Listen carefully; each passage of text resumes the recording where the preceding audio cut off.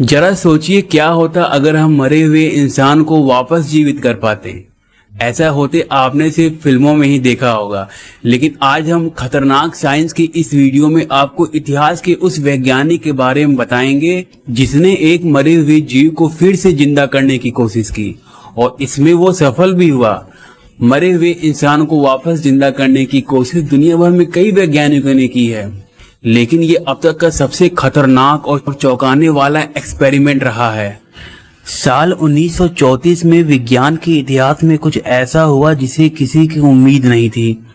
कुदरत के नियम को चुनौती देते हुए एक वैज्ञानिक रॉबर्ट ई कार्निस ने मरे हुए जानवर को जिंदा कर दिया था। यह अब तक का सबसे खतरनाक और चुनौतीपूर्ण प्रयोग था। मनुष्य को पुनर्जीवित करने के लिए रॉबर्ट ई कार्निस कई सालों से रिसर्च कर रहे थे, जिसके बाद उन्होंने एक ऐसी टेक्निक इजाद की जिसने मरे हुए लोगों को जिंदा किया जा सकता था। उनका मानना था कि अगर एक मृत व्यक्ति के अंदर रक्त प्रवाह फिर से शुरू कर दिया जाए तो उसे वापस जिंदा किया जा सकता है। इस बात को साबित करने के लिए उन्होंने कुछ सिंपल उपकरणों की मदद ली। इनमें टीटर बोर्ड, जो एक आम सीसा बोर्ड जैसा होता है। इस प्रयोग में रॉबर्ट मरे हुए व्यक्ति को टीटर बोर्ड पर लिटाकर जोर जोर से घुमाते थे, जिससे शरीर के अंदर रक्त प्रवाह वापस से शुरू किया जा सके। इस प्रयोग को सफल बनाने के लिए उसने मेडिकल प्रक्रिया भी आजमाई, लेकिन उसे सफलता नहीं मिली। इस प्रयोग में असफल होने के बाद रॉबर्ट ने इस एक्सपेरिमेंट को जानवरों पर करने की ठानी। मई 1934 को रॉबर्ट ने अपने प्रयोग के लिए 5 कुत्तों का इस्तेमाल किया, जिसका नाम उसने लैजरस रखा। और 5 कुत्तों जैसे एक कुत्ते का नाम लैजरस फर्स्ट, दूसरे का लैजरस सेकेंड, तीसरे का लैजरस थर्ड और चौथे का लैजरस फोर्थ और 5वें का लैजरस फिफ्थ रखा गया। इन सभी कुत्तों को रॉबर्ट ने नाइट्रोजन गैस मिक्सचर देकर मार दिया और इनके मरे हुए शरीर को टीटर बोर्ड से बांध दिया था। इसके बाद इन कुत्तों को शरीर में इंजेक्शन की मदद से एक ऐसा मिक्सचर डाला गया जिसमें एड्रेनालाइन घुला हुआ था। इसके बाद उनके मुंह में मशीन की मदद से ऑक्सीजन सप्लाई किया गया। इस दौरान बोर्ड को आगे पीछे घुमाया जा रहा था ताकि ये मिक्सचर आसानी से उनके शरीर में घुल जाए। इस एक्सपेरिमेंट के बाद पहले 3 कुत्ते कुछ समय के लिए वापस जिंदा तो हो गए, लेकिन कुछ देर बाद वो कोमा में चले गए। हालांकि लैजरस 5 और 6 को सफलतापूर्वक पुनर्जीवित कर लिया गया।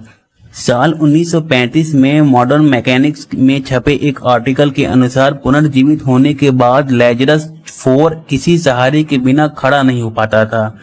वहीं 5वां कुत्ता लैजरस 5 केवल 4 दिनों में ही वापस नॉर्मल हो गया।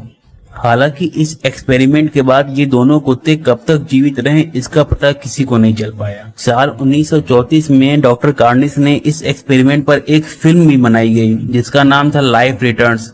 इस फिल्म में खुद रॉबर्ट ने काम किया था। साथ ही इस फिल्म में रॉबर्ट द्वारा प्रयोग के दौरान किए गए असल वीडियो का इस्तेमाल किया गया है, जिस वजह से इस फिल्म का काफी विरोध भी हुआ था। ये फिल्म आज भी यूट्यूब पर मौजूद है। जरा सोचिए क्या होता अगर रॉबर्ट ई कार्निस किसी मृत्यु व्यक्ति को पुनर्जीवित करने में सफल हो जाते। प्रयोग के बाद दुनिया भर में कई वैज्ञानिकों ने इंसान को पुनर्जीवित करने की कोशिश की, लेकिन उन्हें सफलता नहीं मिली। हालांकि आज भी कई ऐसे देश हैं जहां इस विषय पर खोज चल रही है और नए नए प्रयोग किए जा रहे हैं। अपनी इस कोशिश को पूरा करने के लिए दुनिया भर के वैज्ञानिक अमेरिका में जुटे हुए हैं और इस नामुमकिन काम को मुमकिन बनाने में जी जान से लगे हुए हैं। इस विषय पर काम कर रहे वैज्ञानिकों का मानना है कि एक खास थ्योरी के जरिए मरे हुए इंसान को जिंदा किया जा सकता है। मरे हुए को जिंदा करने के लिए इस प्रक्रिया में आपको बता दें, इंसान की डेड बॉडी को एक ट्यूब की तरह दिखने वाली फ्रिज में संरक्षित रूप में रखा जाता है और उस बॉडी को एल्युमिनियम की शीट में पूरी तरह कवर कर दिया जाता है। आपको जानकर हैरानी होगी, इस फ्रिज का तापमान -250 डिग्री सेल्सियस होता है।